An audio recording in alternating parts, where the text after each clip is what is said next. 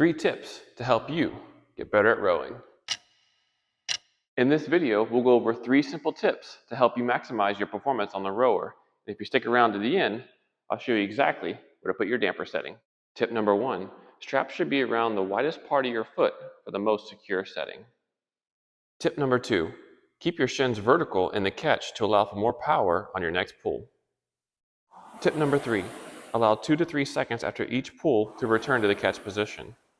This translates to around 20 strokes per minute and will not only help you focus on strong pulls, but will also help keep your heart rate down. One of the most asked questions is where to put the damper setting. I'm going to show you a test to see exactly where you should put yours. Now, in order to find out which damper setting is best for you, we're going to do what's called a drag factor test, and for that, we need to go to the menu.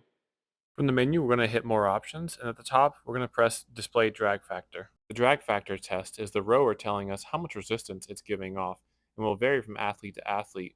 It also takes in consideration the elevation that your rower is currently at, as well as the age of the rower itself. The drag factor range we are looking for is between 100 and 140. To start the test, set the damper where you think it should be and give the rower 2 or 3 strong pulls, adjusting the damper until the drag factor falls between 100 and 140. I will now perform the test myself with the damper set at 7 to start.